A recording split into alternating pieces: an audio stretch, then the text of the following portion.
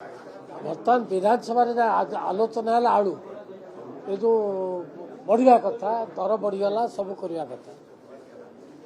मोर जो प्रश्न उत्तर थे से मुझे जे ओडिशा रे आलू बढ़ाटा निहाती दरकार बढ़िया कारण हूँ ये जो नवीन पट्टनायक शासन 24 वर्ष शासन कले नवीन पट्टनायक चाषी कहाँती आलू तो उत्पादन कर कृषक आ चाषी ना ओडिशा रे चाषी किए अच्छा कि सबू तो पलैले सूरत मुंबई चेन्नई खटिया को पलैले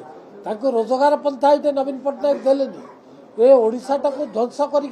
बर्तमान गोटे कोल्ड स्टोरेज ओडिशा रे नहीं ताहले आलू कोठे रखिए उत्पादन करिवो किए कृषक थिले तो उत्पादन करिवो कृषक नांती तेणु आज आम ओडिशार अवस्था या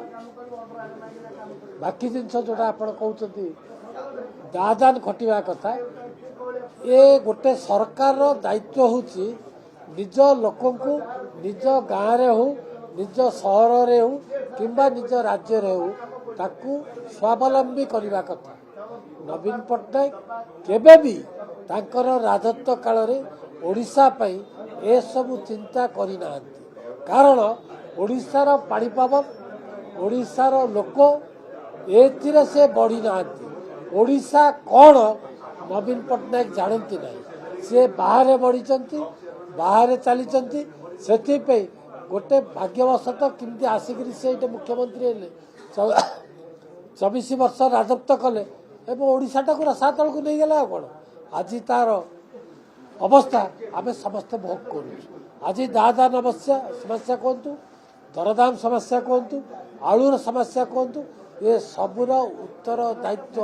आम नवीन पट्टनायक को दौचु जहाद्वारा कि आज आम अवस्था खराब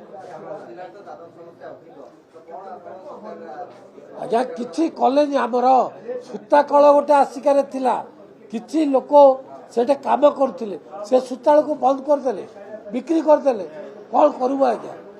शासन ताकर सरकार ताकर थिला सब किछि थिला आज आलू कथा उठाई 795 ना 96 कोटी टंका आलू मिशन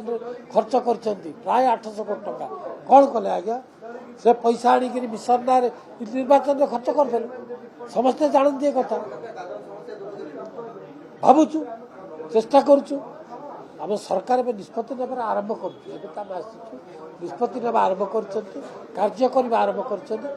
फल निश्चित भाव में आमको मिल।